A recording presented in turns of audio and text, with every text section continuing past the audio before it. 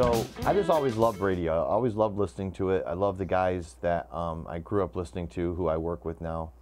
And I've wanted to do radio since I was like 7 years old.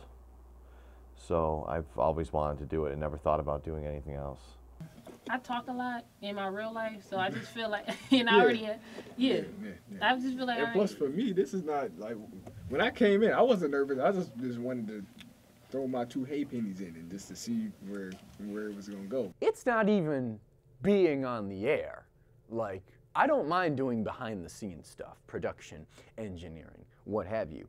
It's the feeling of you're directly influencing this entity, whatever it may be, that's impacting so many people in their daily routines, in their daily lives. Even if I was just behind the scenes in engineering, making sure all the equipment doesn't blow up, I'm fine with that, because I can still see the impact that it has there. Well, this is what I call master control.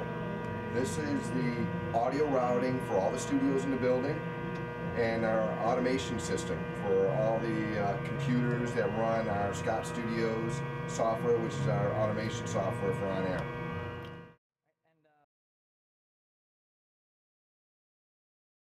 Well, and radio tends to have some interesting characters. I'm not sure that there's any one personality, because I've seen lots of different ones and they all work in their own way. I've seen people that are very introverted. You know, if you encountered them on an elevator or something, I mean, you could barely get them to say 2 words to you. But then you put them in front of a microphone, and boom, you know, they're larger than life personalities. So, you know, it's hard to say, you know, what type of personality will succeed. Do you get the Wednesday before Thanksgiving off? I assist with the music selection here on 97 Rock. I do middays, and I also am the public address announcer for the Buffalo Bills. I've been a Bills fan since I was just a kid, and it's really cool. You get to see my favorite sports team in action, and I'm the guy that says, "First down Buffalo" at the 23-yard line. Presentation of the music, the way we do our radio show, is the biggest change. When I first started, we played albums. You're familiar with albums? And I have one for you. How about 45s? They were little records. We used to play those back in the day, and that's the biggest change. It went from playing albums and 45s. And actually when I would do a radio show, we would have, our walls would be filled with albums, and we'd have racks and racks and racks of albums, and by the time a 5-hour radio show was done, there would be albums strewn all over the studio. Now, with everything being on a computer, being digital, there's no cleanup, there's no fuss, no muss. That's the biggest change. 97 Rock and 96.9 local radio made in Buffalo. Classic Tom Petty and some solo Tom Petty, a track from the Full Moon Fever album, and some help from some heartbreakers like Mike Campbell and Benmont Tench, and Running Down a Dream from Full Moon Fever, part of the Wednesday Workday Show with JP. I hope you are having a very good Wednesday. We'll do some. I started, my first radio job was like June of 1998, I'm pretty sure. It's at a AM radio station. It's still there. The call letters were WCJW, Country Western. Yeah. They played both kinds of music, country and Western. Being promotions director, every on-air giveaway goes across my desk. I'm required to make appropriate winner sheets for the jocks to read the actual prize. I work very closely with the sales staff to make sure I have the wording right for what we're giving away.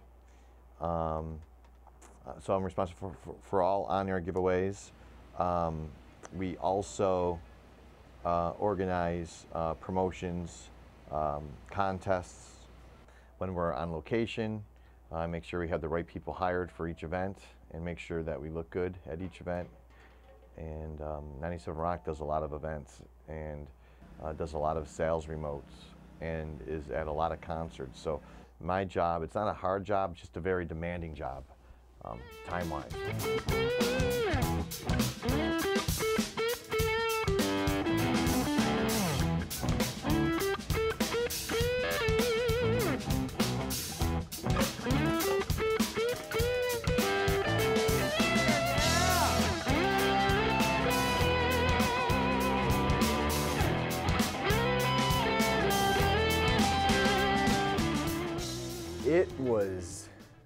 absolutely astounding and mesmerizing to be working across the hall from Shred and Reagan after we were listening to them religiously for years and years in my adolescence. It took a year of being at Cumulus till I had the balls to go up to ask them, hey, can I observe, one episode of the Shred and Reagan show?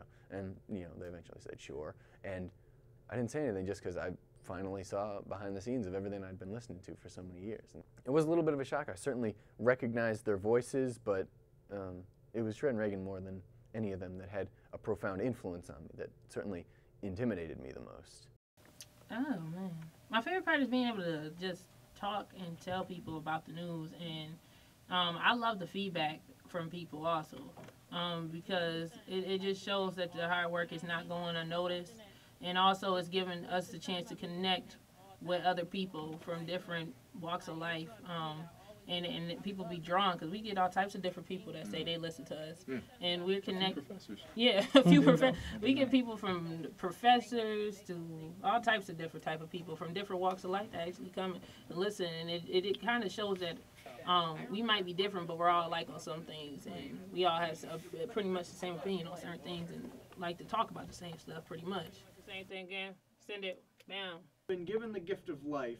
Give it back. You don't deserve it. What the hell are you doing? I did not think of it in that way. Glad you asked that question. Oh my goodness.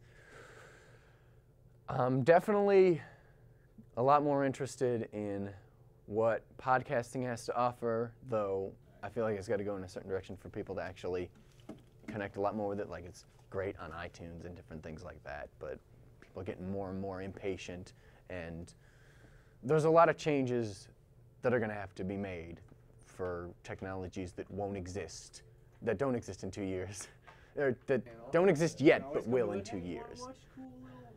I don't know where I see the future of radio going, but I'm keeping my pulse on it as much as I can, and I'm going to try to be prepared for just about anything it throws at me. But what radio will look like in a few years, I'm not sure. I mean, certainly online components are much more important than before. I can't really say for with any certainty what will happen, but I think some particularly terrestrial radio, your local traditional radio over FM and AM. I think they will probably need to focus more on local content. Okay, because people can access national stuff through satellite radio, internet radio, and so the one thing that local radio stations can still provide is that that local angle in the personality. She has arms like linguini. And it's the next generation who want to get into the radio business. Now, some want to get into promotions, some want to be on the air, some just are here to see if I want to get into this aspect of media, this avenue, or do I want to get into television, or do I want to get into music engineering or whatever. So we're all in the same boat, be it the ones that have been in the business for 36 years or the ones that are here interning. We all share the same passion. So if there's anything that we can give to college students, any knowledge we can pass on to college students, that's great. No, it never gets old. It's always good to see the next generation come in. Not at all. Nobody's made, trust me, no one's made more mistakes than myself. I've made a lot of mistakes on air and off the air, so nobody should be afraid to make mistakes. That's part of it. That's part of life. Life's filled with mistakes. Well, it can be a lot of fun.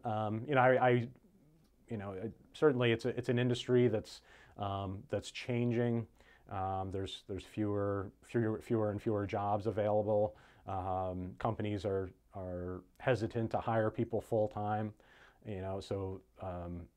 I know lots of people that have been working at the same station for years, and they're still like part-timers, even though they're working like 39 hours or something, so they don't have to get paid benefits. So it is tough, but I wouldn't discourage people if it really is their dream, to try working in radio, because if you have the talent and if you really work hard, I think there is a place for you. Well, I mean, for me, for 36 years, I've always said it beats working. It's never seemed like a job. I think if you can go and do something and make a career out of something that just doesn't seem like a job, then you've got it licked. So the pluses is coming in. You know, I count the pluses every day. I mean, I come in, I work with people that I've known for many, many years. My colleagues have been in the business a long, long time. I get to play the music of my life. I mean, the music that we play on 97 Rock is my music. It's Led Zeppelin and the Beatles and the Who and Rolling Stones. And it's not physically taxing. I have a lot of friends that do physically taxing work, but it's mentally taxing because you always have to be on. So that's a plus and a minus, I guess. Radio, it might have peaked, but radio is still a very big part of a lot of people's lives, and radio will never die. It'll never go away. It'll never go away to satellite radio. It'll never go away to iPods. Radio will always be there with the local connection of the jocks, the local forecast, the traffic reports, the news, just talking about local things. Radio will always be up there.